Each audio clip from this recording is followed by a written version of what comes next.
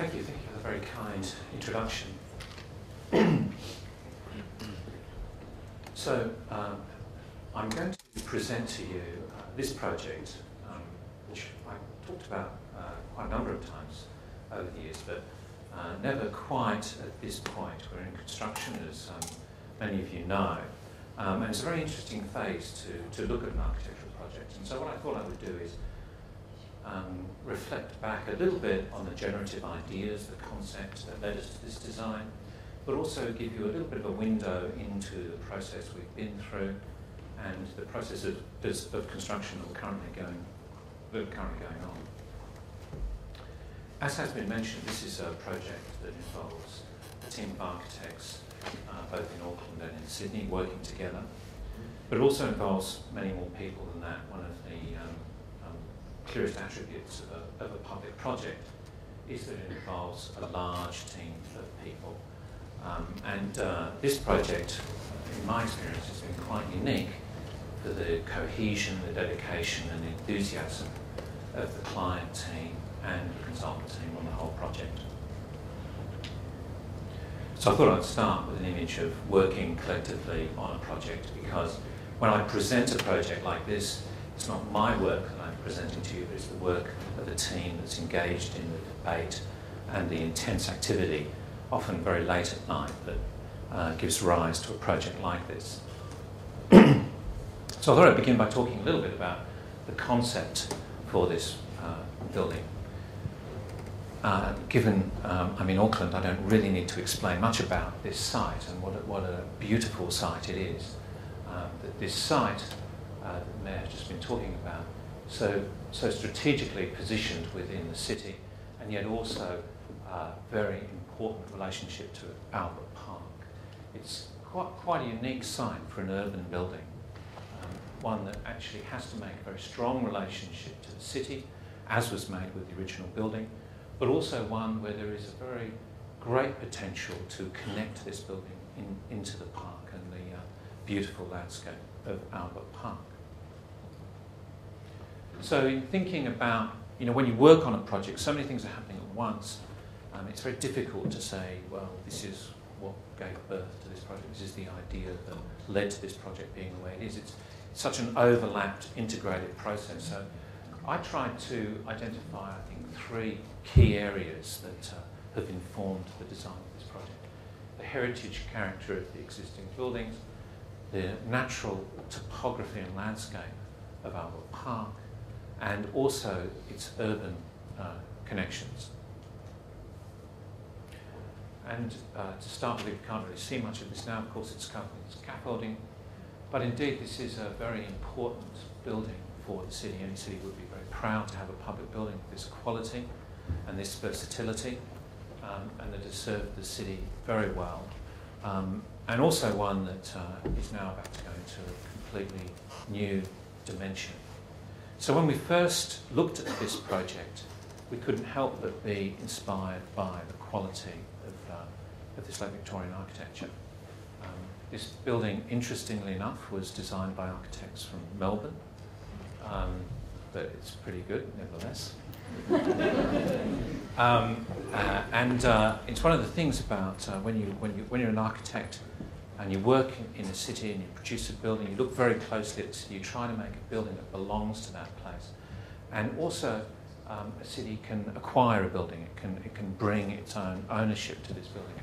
And so it's been a source of inspiration to us. And of course, like many public buildings, it in fact has an aggregated quality where it's made up of pieces from different eras as the needs of this building have grown and it's expanded. So part of the process of assessment is a very difficult one, is to decide, well, what is the most valuable heritage fabric? Where has it actually been distorted and compromised? How can we repair it? And that process led us to retaining these heritage elements and removing others. So you can see it gave us quite an interesting and challenging configuration for the site. One of the key elements you can see here is the East Gallery from 1916, a slightly later period, and very little was left of this. In fact, it's been largely damaged to create storage areas. And this beautiful David gallery has been very compromising, now is going to be restored. And then the Wellesley wing and Kitchener wing. So we have a beautiful complex of existing buildings and gallery spaces, but a very unusual configuration in which to try and expand and extend and indeed provide all the back of house facilities that you need to for a 21st century gallery. Then there was the park, and it is really a very beautiful park, and I do remember the first time I contemplated this project when we were involved in the architectural competition, and I walked around this site and I was truly inspired by the landscape quality of this park, and in particular the very organic form of the Purakawa trees. And if I just show you this diagram of the site, this is Albert Park, the city. These are the elements of the building that I was referring to before. What you see is the canopy of the important trees on site. And of course we wanted to retain these trees, integrate them into the design. But also we were inspired by the landscape quality. But what remains here is what we have to build a new building in and to try and join all these parts together.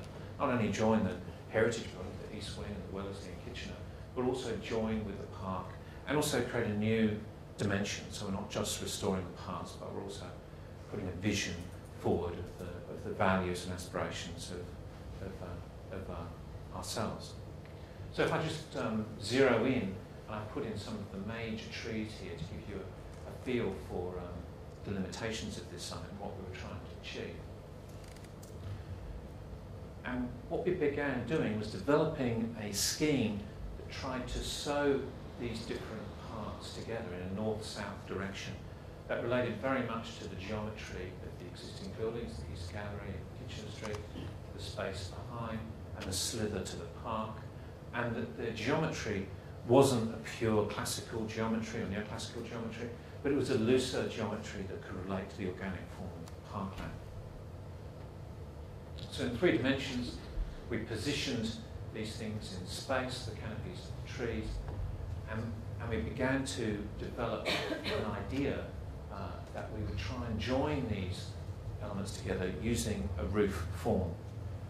The roof form of the existing buildings is actually a very important part of their character, but we were trying to create a very light form that could also join and in part be inspired by the landscape quality of the park, in particular the canopy of the Purakawa trees, which, as I said, we found particularly inspiring.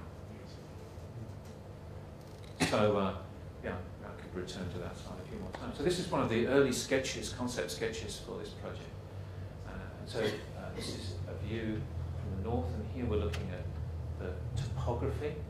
I mentioned it's incredible topography of Albert Park. It comes right down, going down. But this meant that we were trying to make a building here too that could relate to that topography, which could actually be a little bit like the ground of the park. So these platforms here relate to the stratification of the park. And then as the canopy of the Purakawas comes down, it was the inspiration for these roof forms, which are positioned in relation to the geometry of the existing buildings. We're trying to pull these together, but also out of them create a quite unique quality for the architecture of new buildings.